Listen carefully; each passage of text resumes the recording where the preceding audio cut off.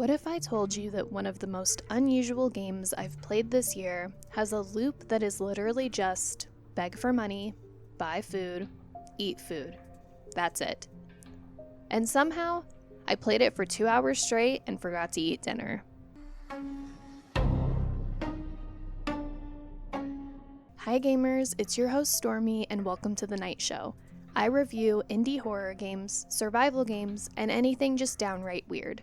Interdimensional Vending Machine releases on June 10th, 2026 on PC. Interdimensional Vending Machine is a surreal survival game where you play as a homeless girl trying to survive in a city that has, quote, forgotten how to be normal. The developers based this on SCP-261, which if you know, you know. If you don't, it's a vending machine that dispenses food and drinks that should not exist. That is the entire premise, that's the whole thing, and somehow that is enough. You beg, you buy, you eat, you survive. Simple. Except, that's the part that gets you. Nothing about this game is simple. So here's how it goes. You're dropped into a city as a girl with nothing. No money, no food, no shelter, no backstory handed to you. The situation is just bleak. Quietly, almost casually bleak.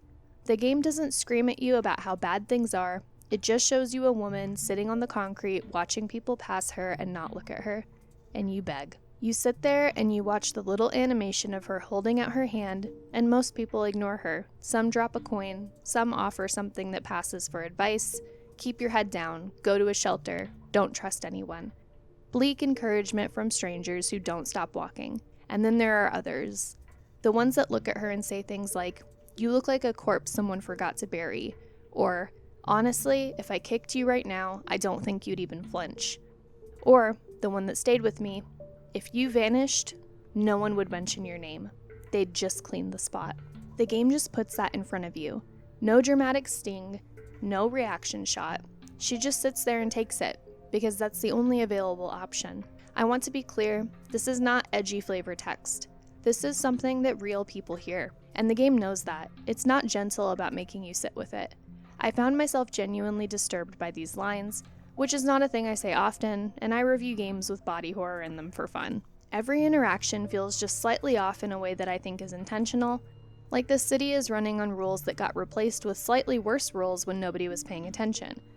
Once you have enough coins, you go to the vending machine.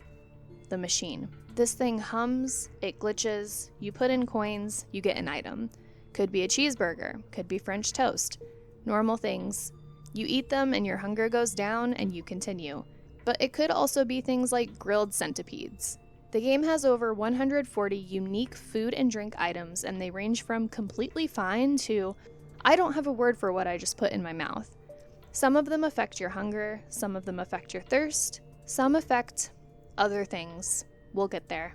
Every purchase is a gamble, and the game is very honest about that. It does not try to trick you.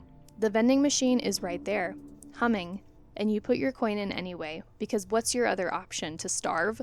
So you eat the centipedes. Okay, so here's where I need to talk about something, because this is the thing that made me put down my phone, stare at the ceiling, and reconsider my choices. As you consume things, especially the stranger items, your character starts to change. And I want to be specific. I don't mean she gets a new outfit. I mean she starts becoming something else. She gets larger, she becomes grotesque, alien, enlarged in ways that don't follow the rules of a human body. My instinct was, this is bad. This is clearly a punishment mechanic. Avoid this. So I avoided it, kept her fed, kept her stable, kept her human. And then I found the star system. There's a little meter, and the more she transforms, the more stars she accumulates. The game is tracking this like a progression system, like a score. The game wants you to do this.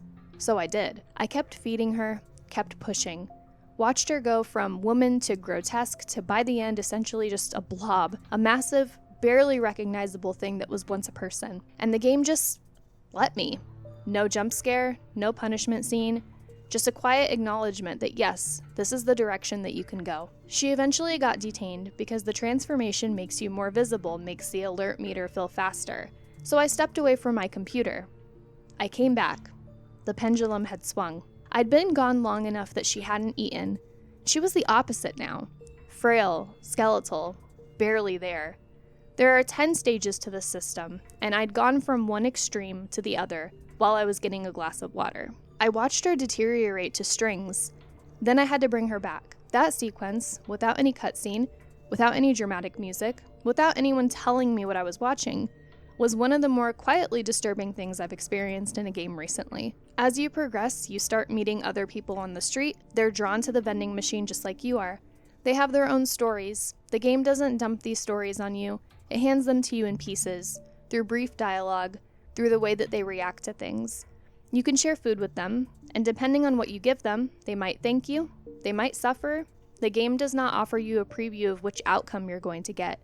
You just choose, and then you find out. It's a small mechanic. It carries a lot of weight. Some of these interactions unlock new areas.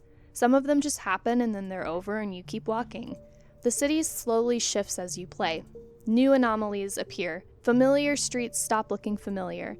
The environment quietly responds to what you've done and what you've become. The atmosphere here is doing a lot of heavy lifting, and it earns every second of it. The demo for this game is, and I genuinely mean this, substantial. You will have more than enough time to figure out whether this is your thing. I played 2 hours on the demo before I even thought about stopping. If you're on the fence, just play the demo. It's right there. It's not a 20-minute teaser, it's a real slice of the full experience. Before I wrap, because I mean this sincerely, if you have trauma around homelessness, food, eating disorders, or body image, this game is going to hit some of the spots that weren't asking to be hit. The content warning from the developers covers body horror, gore, anorexia, starvation, and alcoholism. That's not marketing copy. That's an accurate list, take it seriously. But if that's not a barrier for you, and this is your kind of weird, I do recommend it without hesitation. Interdimensional Vending Machine is gross, uncomfortable, deeply strange, and somehow extremely addictive.